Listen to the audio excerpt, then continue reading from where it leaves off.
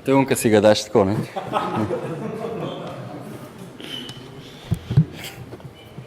A dela? Ok. Dela to. To je en slajd o meni. Brez veze. Danes sem napovedal, da bom pač malo mi je že dolg čas normalno predavati, pa sem razmišljal, da bi, enkrat sem imel priložnost mislim, da v Sofiji v Bolgariji, pa sem tako sedel, pa je bilo okrog 4 startupi, sem za vsakega imel pol ure, pa sem kar tako live, tak freak show je bil, kako en hiter proba nekaj popraviti, tako, da ti mi povedati, zakaj gre, ok, idemo probati rešiti, ne. In je bilo ful v redu, tako da tega danes po mojih glih ampak bom pa si malo prvoščil, bom probal neko kritiko speljati. Zdaj, preden kritiziraš, posebej na suho, ne, ko je problemov niti ne poznaš dober, je fajn, da imaš najprej disclaimer, tako da danes imamo v bistvu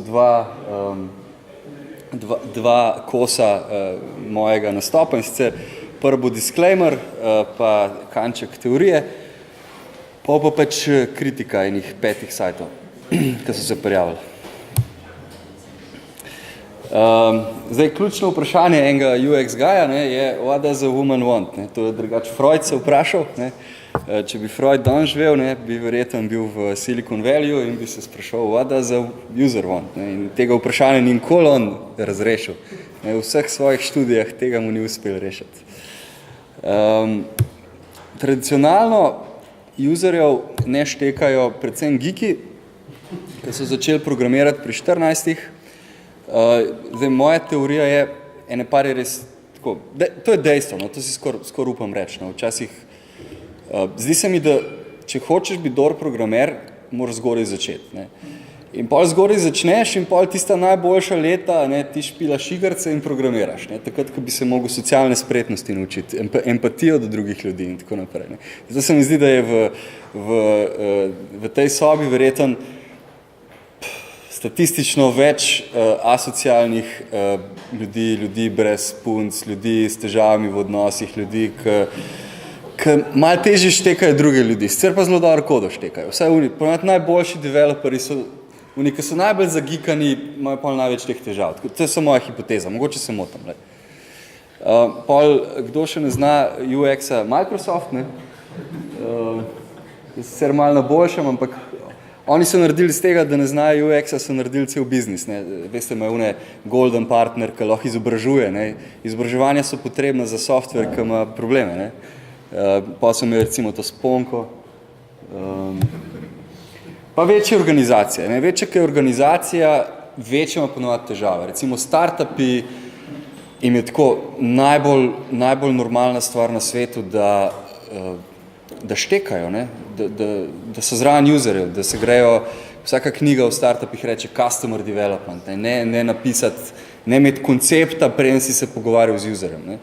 Zdaj, v Sloveniji startup pomeni nekaj drugega. V Sloveniji tehničen startup ponovadi pomeni, jaz sem drugač na Delab zdaj 6 let delal, zdaj ne več, že en mesec, pa je tudi fajn. Čeprav iščejo Ruby developerja, ne? Vsi so že vsi, a niso že vsi Ruby developeri iz Delapsa tukaj? Čakaj, 1, 2, 3. Aha, stali še boste, ok.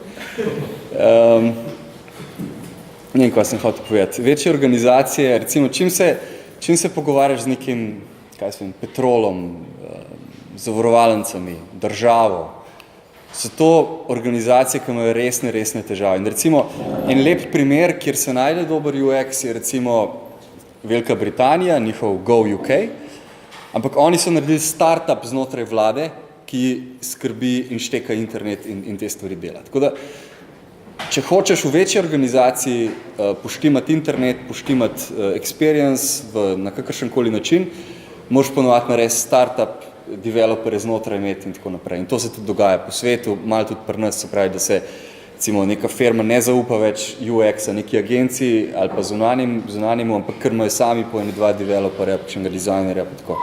In to se bo zgodilo tistim, ki hoče kaj od interneta imeti, se meni zdi. Malo sem teorijo skupaj vrgel, malo svojih najljubših slajdov, pa še kritiziral, tako sem si zamislil.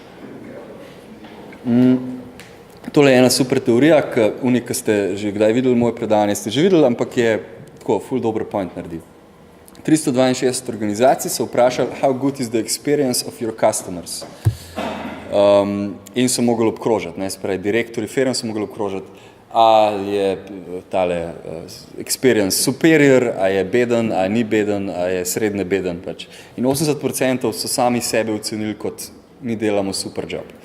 Pa so pa še userji vprašali, pa je bila diskrepanca, ne, rahla, kar velika. No in tle vmes se v resnici skriva ta magično polje, ne, what does a woman want, ne. In pa so različni aspekti, ne, eni so, startup v Sloveniji, to sem prej pozabil reči, ne, tako zdaj nazaj klunilo.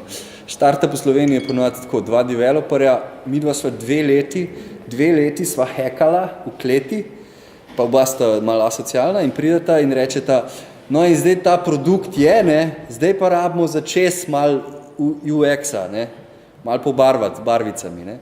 In tle se doskrat pol problemi zgodijo, no, ker se doskrat tudi recimo kakšne tehnične firme so že naredile to, vsaj za 2 vem, ki so, zdaj smo pa mišli startupe in so zaprli 2 developere, ki niso vedeli, kaj z njimi početi, ali 2 najboljša, odvisno od strategije, so jih zaprli v klet in rekli, ki vidijo pa imejte zdaj startup. Ne? In pa sta čez 1 let prišla ven s ful napisane kode, brez da bi karkoli intervjujala userje.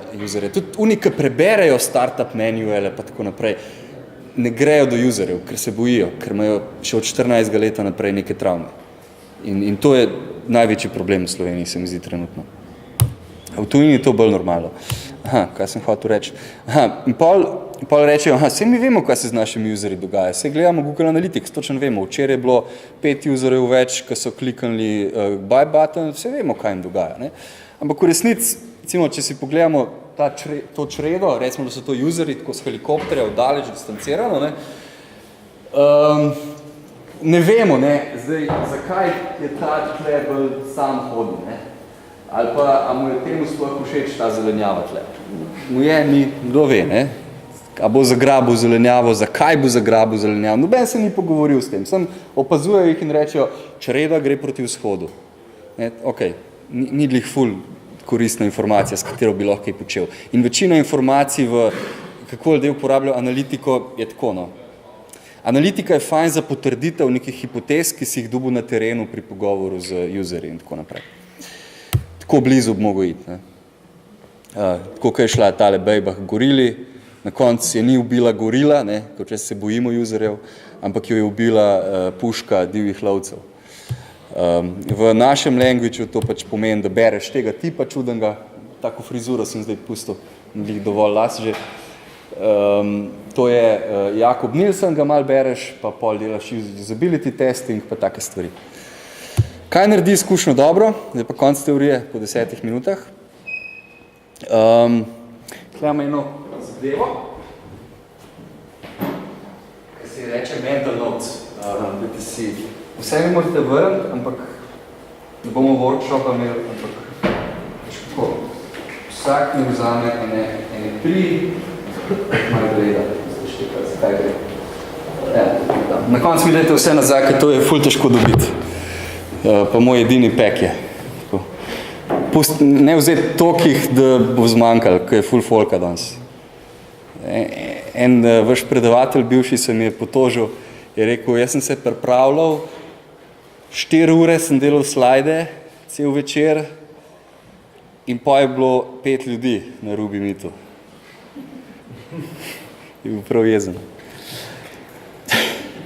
Ok, jaz sem precej prebral o tem, precej blogov, s tem se ukvarjam. Jaz nisem nikoli bil, probal sem biti webmaster, probal sem biti developer, to mi ni šlo, ne? In pa greš valjda na UX. Ne? Tudi dizajner nisem bil dosti dober. Pa sem se ukvarjati začel s tem, kako ta možgani delajo, ne? What does a woman want? Ne? Jaz sem preveliko prebral, pa tako naprej, in pa sem našel eno ful dobro orodje, to je naredil Steven, kupite si tole, res je dobro. To so mental notes, kup se online, stane $50 in je vsega skupaj, ne vem koliko, 52 kartic. In vsaka kartica je tako, na enem caseu razložena, na enem caseu so razloženi neki principi, kako možgani delujejo. Se pravi, tip je resno študiral neuroscience, psihologijo, vse možne behavioral teorije, vse možen science, ki se ga je Amazon, pa Yahoo, pa Google, ki so se ga na nivoju UX-a poslužili. In je naredil mental notes. In vsak mental note pokaže neko dinamiko, nek zakon, ki se zgodi, ne vem, mogoče lahko kdo prebere kakšnega, no se vseh imate že v roki. Kupite to, no, res. Mislim, dač nimam od tega, lahko bi imel kaj, ampak. No in pa enkrat sem dal, in večer mi je bilo res dolg čas, in sem dal vseh teh 50 kartic na mizo in sem poskusil jih grupirati na nek način, ker nimajo benga reda te kartice, vsaka je zase. Sicer je nek tag na vrh, a gre za persuasion, a gre za engagement ali kaj gre, ampak nima nekega resnega smisla in sem probal nek smisel najdeti iz teh kartic. Imam eno daljšo predanje, ko grem po teh karticah, po teh 7 sklopih, ampak basically sem našel enih 8 grup, skozi katere se pol da mogoče eno kritiko zganjati nekih sajtov. Skratka, prva stvar, ki jo pogledaš, ne, ko imaš nek sajt, pa neko kritiko zganjaš je, a so sploh ti ljudje, ki so ta sajt postavili, naredili domačo nalogo, ne. A so naredili sajt zato, ker so ga lahko, a so naredili sajt zato, ker je obstajal dataset, a je nekdo to naredil, ker mu je dolg čas, ker je tehnologija to omogočala, a je on sam edini user tega. To se zelo velikrat, vsaj v Sloveniji, tisti startupi, ki nastanejo v kleti in se 2 leti tam macerirajo kot najboljše vino, ki včasih zelo ponovati skisa tam, če ne znaš to dobro. A dejansko uporabnik obstaja, a uporabnik z neko potrebo do tega elementa, ki obstaja. Jaz sem zdaj soočen z nekimi 5 sajti in sem jih mogel pokritizirati. Ok, druga stvar. Prvi vtis, tle ponovadi govorimo in večinoma folk, ki prvič, a pa zdaj se tudi velikrat so kakšni dizajneri, ki so visual dizajneri, ki niso nikoli naredili usability testa, ki niso nikoli NILS nabrali, ki niso nikoli spremljali zares, kaj se dogaja na webu in kaj pomeni na webu dobro narediti stvari, ali pa v digital karkoli, se grejo internet in pa rečejo, da so oni že kar UX guys. Zdaj, dober visual designer zna narediti dober prvi vtis, zna brand postaviti, in to je tako extremely valuable.